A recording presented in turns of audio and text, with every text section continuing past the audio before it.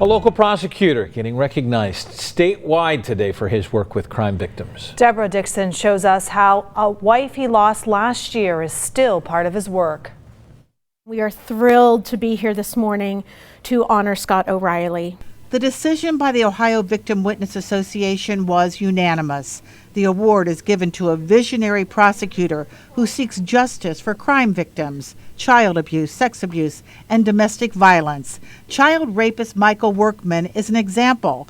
Clermont County Assistant Prosecutor Scott O'Reilly put together a case that sent him to prison for 161 years. He's the definition of a sexual predator. Some of O'Reilly's passion and inspiration comes from Emily. Here she is in family photos with their 3 children, twins Gabby and Grace and Henry. We did a story before Emily died in 2016 of a rare, incurable bile duct cancer. She spent her final months making memories. Really what I've been going for is to try to get Henry to at least have a memory. A, so that he can have a memory of me, and B, so that he can tell his sisters. The hard thing for me is that I look at my kids every night and I hear them and they don't have their mom. And you know, there are victims of crime who are in similar situations.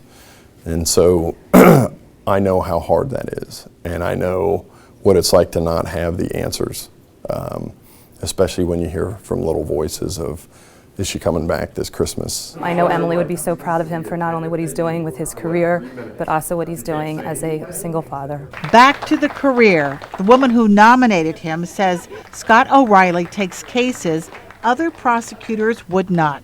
Maybe in another county, whether it's smaller or bigger county, that a prosecutor would feel that, well, I'm not going to take this case, I may not win. He does not think about that. He thinks about the victim first. Emily worked with victims too. As a clinical counselor, she helped them put their lives back together.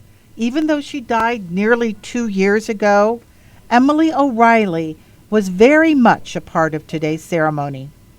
Deborah Dixon, Local 12 News.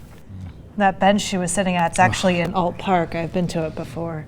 Well, O'Reilly has a team working on developing a regional advocacy center that would help victims after they go to court. Congratulations.